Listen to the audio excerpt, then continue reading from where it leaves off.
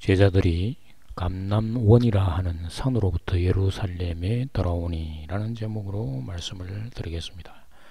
사도행전 1장 10절에서 12절을 보면 올라가실 때에 제자들이 자세히 하늘을 쳐다보고 있는데 흰옷 입은 두 사람이 그들 곁에 서서 이르되 갈릴리 사람들아 어찌하여 서서 하늘을 쳐다보느냐. 너희 가운데서 하늘로 올려지신 이 예수는 하늘로 가심을 본 그대로 오시리라 하였느니라. 제자들이 감람원이라 하는 산으로부터 예루살렘에 돌아오니 이 산은 예루살렘에서 가까워 안식일에 가기 알맞은 길이라. 그런데 마태복음 28장 16절에서 20절을 보면 11 제자가 갈릴리에 가서 예수께서 지시하신 산에 이르러 예수를 배우고 경배하나 아직도 의심하는 사람이 있더라. 예수께서 나와 말씀하여 이르시되 하늘과 땅의 모든 권세를 내게 주셨으니 그러므로 너희는 가서 모든 민족을 제자로 삼아 아버지와 아들과 성령의 이름으로 세례를 베풀고 내가 너희에게 분부한 모든 것을 가르쳐 지키게 하라. 볼지어다 내가 세상 끝날까지 너희와 항상 함께 있으리라 하시니라.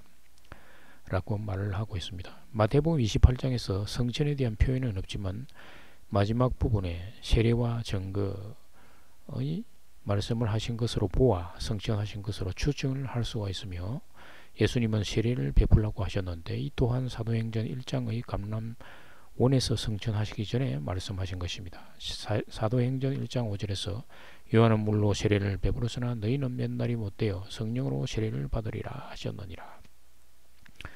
누가복음 24장 51절에서 53절을 보면 예수께서 그들을 데리고 베다니아까지 나가사 손을 들어 그들에게 축복하시더니 축복하실 때에 그들을 떠나 하늘로 올려지시니 그들이 그에게 경배하고 큰 기쁨으로 예루살렘에 들어가 늘 성전에서 하나님을 찬송하니라. 베단이라는 말이 등장을 하고 있습니다. 마태복음 28장에서는 감람원이라는 산이 아니라 벳세다를 의미하는 갈릴리 지역의 산을 가리킵니다. 그러나 누가복음 24장은 베다니, 사도행전 1절은 감람원을 가리킵니다.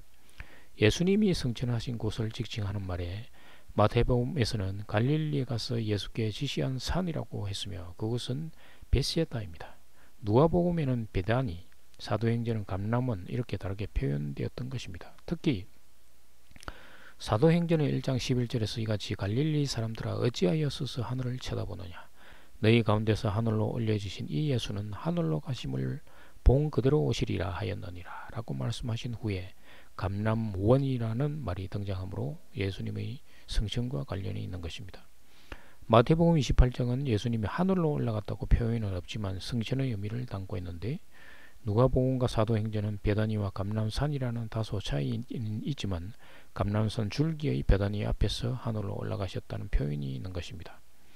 표면적으로는 감람산의 베다니 앞에서 하늘로 올라가셨다는 말이 되는 것입니다. 그러나 예수님의 성천은 어떤 장소를 나타내기 위한 보다는 특별한 의미를 부여하는 것으로 볼 수가 있습니다. 십자가의 죽음과 부활, 그리고 심령 속의 하나님 나라, 그리고 그것에 재림하는 것에 대해서 말씀하시는 것입니다. 성천은 어떤 장소에서 올라갔다가 다시 그곳으로 내려온다는 그런 개념이 아닌 것입니다. 성천이라는 말은 하늘로 올라간다는 것인데 하늘은 하늘나라, 천국의 준말입니다. 이 하늘나라인 하늘은 예수님에게서는 하늘의 우편이 되고 제자나 성도에게는 심령 속의 하나님 나라를 의미하는 것입니다. 예수님이 하나님 우편에 앉으셨다가 성령의 능력으로 제자들의 심령 속에 새 성전에 재림하여 들어온다는 것입니다. 첫째 감람원은 감람산이라고도 하는데 예루살렘 동쪽에 위치해 있으며 예수님이 예루살렘 입성 후에 감람산 설교로 알려진 것으로 마지막 때에 대해서 가르치시며 감람원의 다른 이름이 겟세마네 동산에서 기도한 곳이며 예수님이 붙잡힌 곳이기도 합니다. 겟세마네에서 예수님의 기도는 십자가의 죽음을 앞에 선 육적 모습과 영적인 모습을 나타내는데 분명히 하나를 선택해야만 하는 것을 보여줍니다. 이는 모든 세상 교회 공동체 신도들의 육적 상태, 영적 상태를 나타내는 것입니다. 그러나 마지막 때에는 대부분 신도들은 복음이라는 하나를 선택하지 못하고 육적으로는 율법주의에 머물고 있으며 영적으로는 복음을 믿는 이중적인 모습을 나타냄을 말하고 있는 것입니다. 둘째, 갈릴리 산지 벳세다는 아셀, 납달리, 스불론, 이사갈 지파가 땅을 분배받았는데 이들은 힘이 약해서 가나안 족속을 내쫓지 못하고 그들과 공존하면서 살았습니다. 정통성을 주장하는 유다 지파 사람들은 갈릴리 지역 사람들을 업신여기기도 한 것입니다. 예수님은 벳시에다와 구라신을 저주하셨습니다. 마태복음 11장 21절 22절에 보면은 화 있을진저 구라시나 화 있을진저 벳세다야 너희에게 행한 모든 권능을 두로와 시돈에게 행하였더라면 그들이 벌써 베옷을 입고 지혜에 앉아 회개하였으리라. 내가 너희에게 이르노니 심판날에 두로와 시돈이 너희보다 견디기 쉬우리라. 그러나 예수님이 벳세다에서 맹인을 고치는 이적을 베푸셨습니다. 맹인은 영적으로 하나님 나라에 대해서 맹인이라는 그 의미를 담고 있습니다. 특히 유대 율법주의자들이 하나님 나라에 대해서 맹인인 것입니다.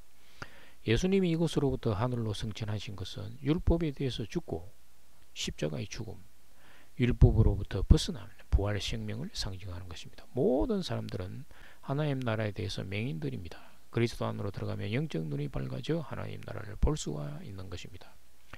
벳시에다 지역에서 예수님의 승천이라는 표현은 없지만 마태복음 28장 16절에서 20절에서 말하는 것은 예수님이 제자들에게 너희들도 나처럼 세상에 대해서 죽고 하늘로 올라와야 한다는 것입니다. 그래서 부활하신 예수님이 그들의 심령 속으로 들어와 임재하시고 제자들은 그 성전으로 들어가게 되는 것입니다.